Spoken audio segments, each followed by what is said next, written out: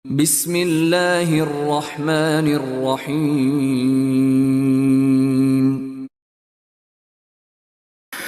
Innal hamdalillah nahmaduhu wa nasta'inuhu wa nastaghfiruhu wa natubu ilayhi wa na'udzu billahi min shururi anfusina wa sayyiati a'malina may yahdihillahu fala mudilla lahu wa may yudlil fala hadiyalah.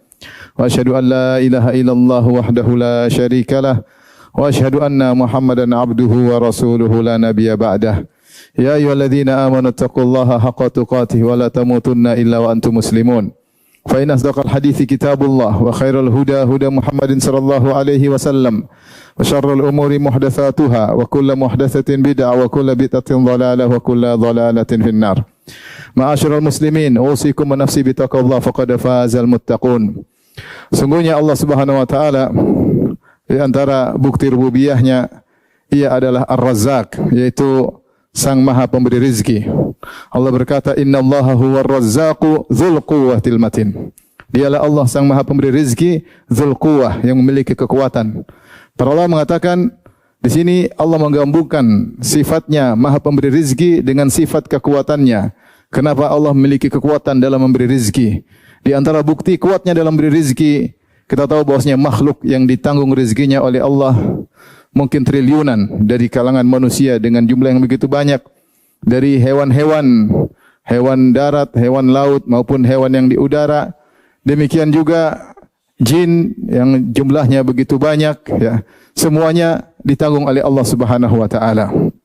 Wa ma min dabbatin fil ardi illa 'ala Allahi rizquha wa ya'lamu mustaqarraha wa mustaudaha. Tidak ada satu hewan melata pun kecuali Allah yang tanggung rizkinya.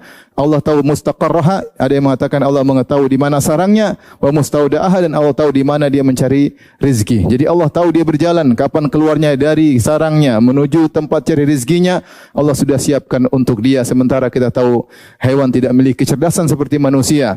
Kata Allah Subhanahu wa taala, wa ka'ayyin min dabbatin la tahmilu rizqaha Allahu yarzuquha wa iyyakum. Betapa banyak hewan melata tidak mampu mengatur rizkinya, Allahu yarzuquha, Allah yang atur rezekinya, wa iyyakum, demikian juga kalian. Oleh karenanya Allah kuat karena terlalu banyak makhluk yang dijamin rezekinya oleh Allah Subhanahu wa taala. Di antara kekuatan Allah dalam beri rezeki, Allah memberi rezeki kepada mereka duf'ah wahidah, dalam satu waktu, tidak bertahap, seluruhnya diberi rezeki dalam satu waktu. Ini menunjukkan kekuatan Allah dalam memberi rezeki. Dan di antara kekuatan Allah dalam memberi rezeki, Allah memberi rezeki secara berkesinambungan, tiada henti-hentinya. Apa kata Nabi SAW? Yadullahi mal'a, sungguhnya tangan Allah penuh dengan rezeki, penuh dengan aset kekayaan. La taqidhuha nafaqah, apa yang Allah berikan kepada hamba-hambanya tidak mengurangi aset kekayaannya. Sahaul laili wan nahar, selalu dermawan siang dan malam. Ara'aitum madza anfaqa mundzu khalaqas samawati wal ard fa innahu lam yaghid ma fi yadihi. Coba kalian renungkan apa yang telah Allah keluarkan, Allah rezekikan buat makhluk-makhluknya sejak Allah menciptakan langit dan bumi. Sudah berapa juta tahun? Sudah berapa lama? Sungguhnya apa yang dia keluarkan sejak saat itu sampai sekarang tidak mengurangi kekayaannya sama sekali, karena dia adalah maha kaya. Ma'asyiral muslimin, Allah maha kaya, asetnya tidak terbatas. Kenapa? Inna ma amruhu idza arada syai'an an yaqula lahu kun fayakun. Kalau Allah ingin sesuatu, Allah tinggal mengatakan jadi maka jadilah. Maka aset tanpa batas. Apa yang Allah inginkan segera terjadi. Beda dengan manusia yang asetnya terbatas. Allah berfirman, Ya ibadi law anna awwalakum wa akhirakum wa insakum wa jinnakum kanu ala sa'idin wahidin fasa'aluni fa'ataitu kulla wahidin minkum mas'alatahu ma naqasa dzalika min mulki. Wahai hamba-hambaku, kalau kalian berkumpul seluruhnya dari awal sampai akhir, jin dan manusia berkumpul di suatu dataran, kemudian kalian seluruhnya memohon kepadaku, lalu aku kabulkan seluruh permohonan kalian, maka tidak mengurangi kekayaanku sedikit pun, tidak mengurangi kekayaan Allah Subhanahu wa taala, karena dia asetnya tidak terbatas. Lantas kenapa Allah menyempitkan rezeki sebagian orang dan melapangkan rezeki sebagian orang? Tentu ada hikmahnya. Kata Allah Subhanahu wa taala, "Walau basatallahu ar-rizqa li ibadihi labaghaw fil ard, walakin yunazzilu biqadarin ma yasha', innahu bi ibadihi khabirum basir." Seandainya Allah betangkan rizki kepada seluruh hambanya, maka mereka akan labaghaw fil ard, akan semena-mena, akan melampaui batas, akan sombong, akan angkuh. Walaki yunazzilu biqadari ma yasha, tapi Allah turunkan kepada mereka masing-masing sesuai dengan kadar yang Allah kehendaki.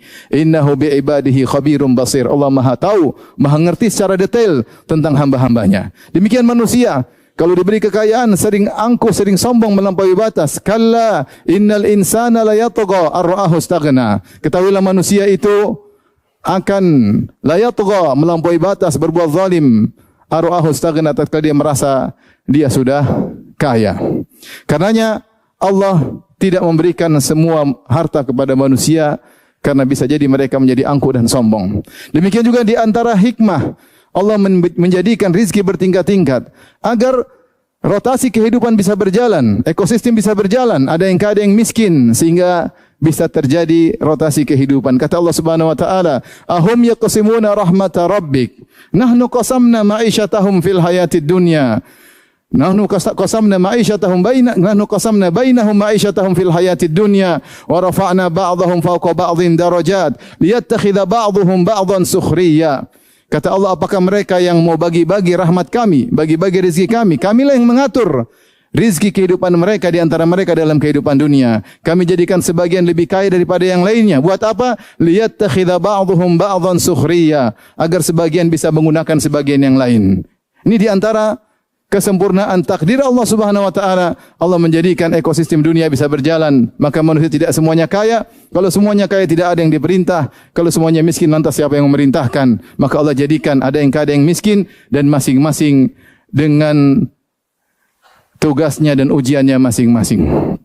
Oleh karena jika seorang diberi rizki oleh Allah Subhanahu wa taala, setelah dia berusaha, yakinlah bahwa itu yang terbaik baginya jika dia mensyukuri rizki tersebut. Aku qouli hadza, astaghfirullah li wa lakum wa lisa'il muslimin kulli dhanbin khati'ah fastaghfiruhu innahu huwal ghafurur rahim.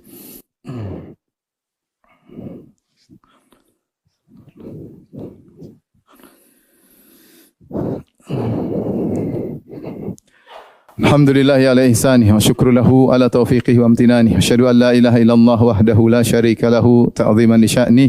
Wa asyhadu anna Muhammadan abduhu wa rasuluhu da'ila ridwanih. Allahumma salli alaihi wa ala alihi wa ashabihi wa ikhwani. Ma'asyiral muslimin.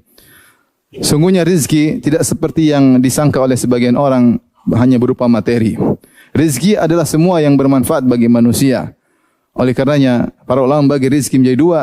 Rizki materi dan rizki non materi.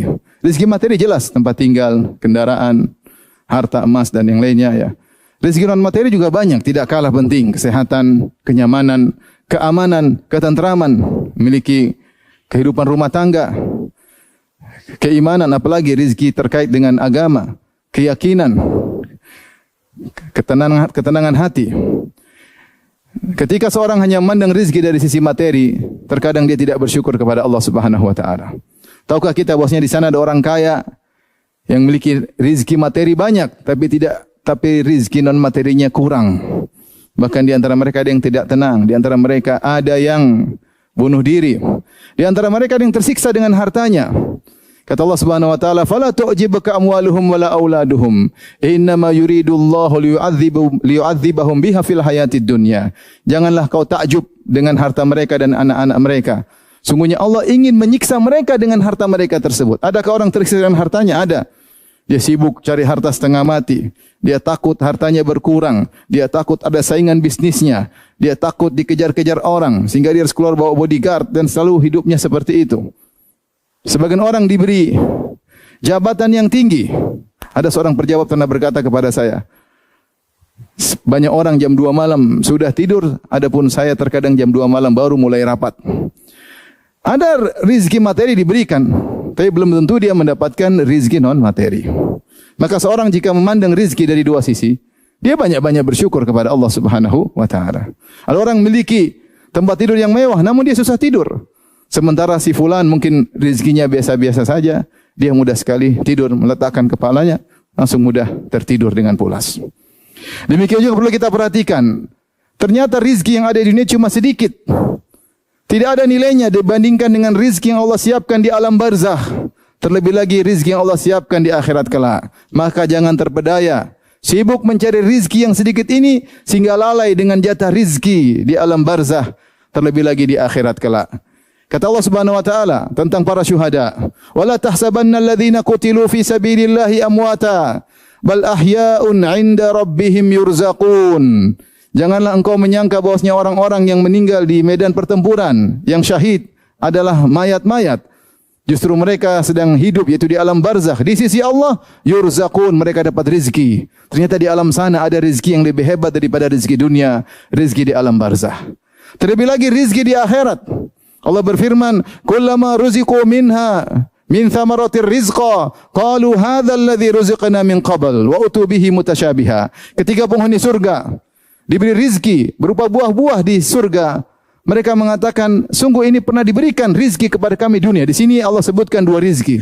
Rizki di surga, dan ketika mereka memakan buah-buahan di surga, kata mereka, ini seperti yang pernah dirizkikan kepada kita di dunia. Itu warnanya sama, tapi hakikat rasanya berbeda. Allah menamakan di surga dengan rizki, sebagaimana Allah namakan di dunia dengan apa? Rizki. Ketika Nabi disuruh oleh Allah untuk menasihati istri-istrinya agar tidak mencari dunia, kata Allah Subhanahu wa taala, "Ya ayuhan nabi, qul li azwajika in kuntunna turidul hayatad dunya wa zinataha fata'alaina umatti'kunna wa usarrihkunna sarahan jamila." Wahai istri-istriku, kalau kalian, wahai Nabi, katakanlah kepada istri-istrimu, wahai istri-istriku, jika kalian ingin kehidupan dunia dan perhiasannya, maka kemarilah, aku akan kasih. Tapi aku akan mencarikan kalian dengan cara yang baik. Yaitu para istri Nabi, kalau tidak zuhud, tidak pantas menjadi istri-istri Nabi. Kata Nabi, silakan, saya kasih harta, tapi setelah itu kita cerai. Wa in kuntunna turidna Allah wa rasulahu wad daral akhirah, fa inna Allah atadna lil muhsinati minkunna ajran azima. Kalau kalian ingin mencari akhirat, Allah dan akhirat, maka Allah akan siapkan ganjaran yang besar. Setelah itu Allah berfirman, "Ya nisa'an nabi, may yaqnut minkunna lillahi wa rasulihi wa ta'mal salihah, nu'tiha ajraha marratain wa a'tadna laha rizqan karima." Wahai istri-istri Nabi, siapa di antara kalian yang taat beribadah dan beramal saleh karena Allah dan Rasulnya, maka kami akan berikan dia ganjaran 2 kali lipat, wa a'tadna laha rizqan karima, dan kami akan siapkan rizki yang mulia di surga kelak yang tidak ada bandingannya dengan rizki dunia. Kata Allah Subhanahu wa taala kepada Nabi sallallahu alaihi wasallam, "Wa la tamuddanna 'ainaika ila ma matta'na bihi azwajan minhum zahratal hayatid dunya linaftinahum fi wa rizqu rabbika khairu wa abqa." Wahai Muhammad, janganlah kau panjangkan pandanganmu kepada sekelompok orang yang kami berikan rizki kepada mereka harta dunia. Zahratal hayatid dunya, hanya kesenangan dunia yang akan cepat sirna. Kemudian kata Allah, wa rizqu rabbika khairu wa abqa, dan rizki dari Rabbmu, maksudnya di akhirat kelak, lebih baik dan lebih kekal. Maka wahai kaum muslimin yang mungkin rizkinya disempitkan oleh Allah ketika di dunia, bersabarlah. Sungguhnya rizki dunia tidak ada apa-apanya. Rizki di akhirat jauh lebih baik. Seorang berusaha mencari rizki dunia, tapi kalau Allah kasih dia sesuai dengan yang dia dapatkan, ketahui yang terbaik baginya. Allah siapkan rizki yang jauh lebih baik di akhirat kelak. Maka jangan seorang semangat mencari rizki di dunia dengan segala cara, akhirnya dia tidak dapat jatah rizki di alam barzakh yang hidupnya bakalan lama di sana. Kemudian dia ternyata tidak dapat rizki di akhirat kelak. Waliyadzubillah. Oleh karenanya ketika mencari rizki, carilah dengan cara yang halal. Rizki dunia sudah ditetapkan. Ditempuh dengan halal atau dengan cara haram, sama saja hasilnya tidak berubah. Kata Nabi SAW, "Inna ruhal qudusi nafatha fi ra'i, anna nafsan lan tamuta hatta tastakmila rizqaha."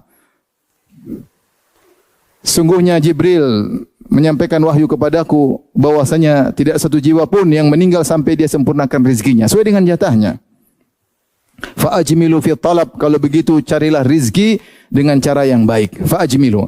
Ada 2 tafsir. Ada yang mengatakan fa'ajmilu, yaitu cari cara dengan cara yang baik. Ada yang mengatakan fa'ajmilu, yaitu jangan terlalu ngoyo. Harus ada waktu beribadah. Jangan kau cari rizki sehingga kau lupa sang Maha Pemberi rizki. Jangan kau cari rizki di dunia sehingga kau gadaikan atau kau tumbalkan jatah rizkimu di akhirat. Kemudian kata Nabi SAW, khudhu mahalla wada'u maharum. Ambillah yang halal dan tinggalkan yang haram. Karena kau berusaha semaksimal pun kau tempuh cara haram, tetap saja jatahmu sama saja untuk rizki di dunia. Semoga Allah Subhanahu wa taala memberikan kepada kita rizki dunia dan rizki di surga kelak. Amin ya rabbal alamin. Innallaha malaikatahu yusalluna 'alan nabi. Ya ayyuhalladzina amanu sallu 'alaihi wa sallimu taslima.